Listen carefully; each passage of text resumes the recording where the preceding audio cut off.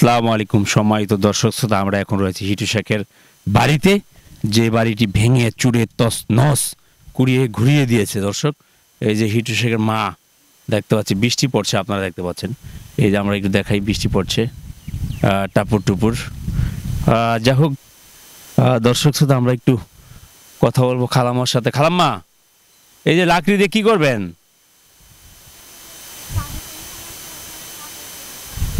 হ্যাঁ, আচ্ছা যান যান যান, আপনি যান। দর্শক, আজকে কিন্তু হিটু শেখকে গতকাল রবিবার, আজকে সোমবার, আজকে কিন্তু হিটু শেখকে আদালতে উঠিয়েছিল দর্শক, মাগুরা জেলা শহরে। তো যাই হোক দর্শক শ্রোতা, আমরা একটু কথা বলবো তার মায়ের সাথে। এখানে তার মা থাকেন, কি অবস্থায় আছেন, কিভাবে আছেন, থাকেন। বৃষ্টিতে ভিজে ভিজে উনি এখনও এই যে ইট এগুলা এক জায়গা থেকে আরেক জায়গায় নিচ্ছেন, এবং এখানে হয়তোবা তিনি সম্ভবত থাকেন এখানে বোধহয়। আমরা একটু তার সাথে একটু কথা বলবো। তিনি আসলে এই যে ভিজে ভিজে কী করছেন বৃষ্টিতে, একটু জানবো আমরা। দেখি, তার সাথে একটু কথা বলি। খালাম্মা, খালাম্মা,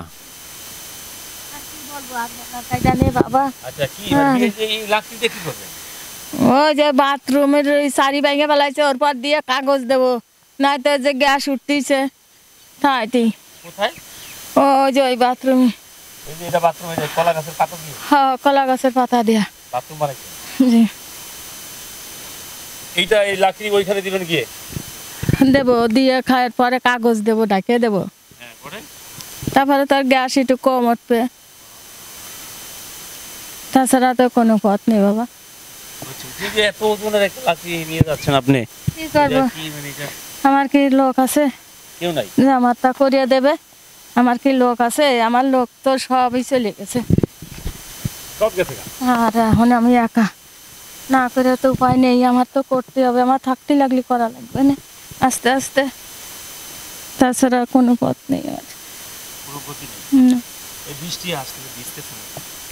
ভিজতেছি, গোসল করবো, খাচ্ছি। দুপুরে একজন ভাত দিছিল, সে ভাত খাইছি। এই যে খালাম হইলো পাঙ্গাস মাছ আর উস্তে বাজি। লাকড়িটা নিয়ে যাচ্ছেন আপনি, অসুস্থ মানুষ। যাই হোক, আসলে আমরা তো কখনোই হিটু শেখের পক্ষে না, কিন্তু তার মার জন্য আমাদের কষ্ট হয়, যার কারণে আমরা ছুটে আসি।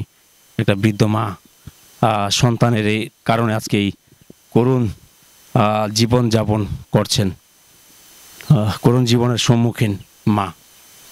তো যা হোক দর্শক শ্রোতা, আমরা কি বলবো আর, এই যে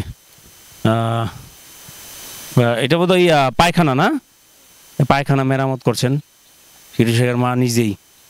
তো যা হোক দর্শক, বৃষ্টি হচ্ছে এখানে, আমরা তার সাথে একটু কথা বলবো, জানবো তার কি অবস্থা আসলে।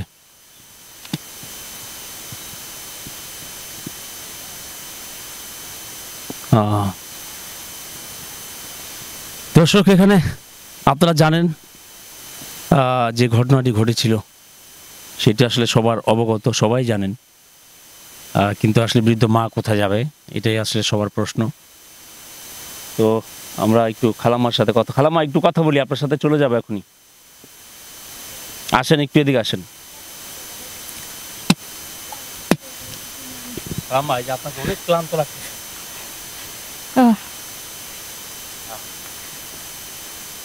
গায়ে বল থালি তা কালকে পড়ে যেতাম না। জি, সব শেষ হয়ে গেছে, এখন আর কিছু না। এখন হলেও ওই হামিদার আনলি পরে আমার সাক্ষী সবর শেষ। আমার মনিকে যদি একটু বাসে, আমার মনিরা যদি একটু বাসে, ওই হামিদার দরকার। হামিদারে যদি একটু আপনারা ব্যবস্থা করে যদি আইনের ঘরে উঠতে পারতেন, তাহলে আমার মনিকের বাঁচাতে পারতাম। আজকে কি কথা হলো ছেলের সাথে? আজ কথা বলিনি। কেন? না, কথা বলার সুযোগ ছিল না আজকে। সে তো সামনে দিয়ে হাইটে গেল আপনার। ওই হাইটে 8টা পর্যন্তই দেখলাম, তাছাড়া আর কথা বলার মতন সুযোগ দিইনি আজ। কেমন দেখলেন ছেলেকে? ওই দেখলাম ওই রকম চলে গেল, বান্ধা, দড়ি দিয়ে বান্ধা, হাতের মধ্যে এরম পুলিশের হাত একজনের দিয়া, এই মুড়ো একজনের দিয়া দিয়ে এরম বান্ধা। কিছু খাইতে চেয়েছিল? না আপনার ছেলে আপনার কাছে না আর কিছু খাতে চাইনি। হয় না যে মা আমার এটা খাওয়াবো? না, খাওয়ার সুযোগ তো দিই নেই। খাবে কি করে? খাওয়ার সুযোগ দিইনি তো, তাকে তো নিয়ে চলে গেল।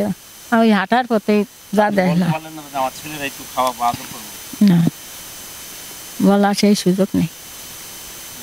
না, এখন ওই হামিদার উঠলি, কোথায় উঠলি, তাহলে আমি একটু আমার মনিকের বাঁচানোর পথটা একটু পাতাম।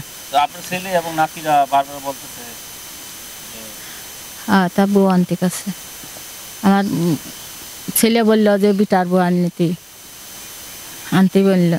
কারণ কি? তা সে আনলি পরে তার একটু জুবানটা পাওয়া যাইত। ঘরের মধ্যে তো তারা দুই বোনই ছিল, আর তো কেউ ছিল না, আর সব চলে গেছিল কাজে কামে।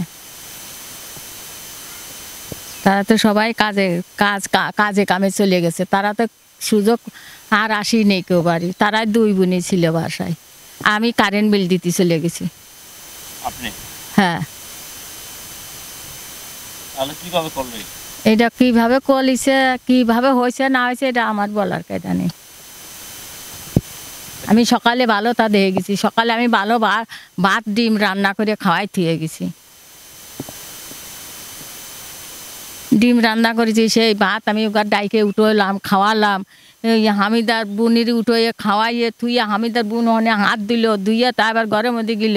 হামিদা ফোন নিয়ে তামান এমিন্দে এমিন্দে হাইটে বেড়াইছে আর কথা বলিছে।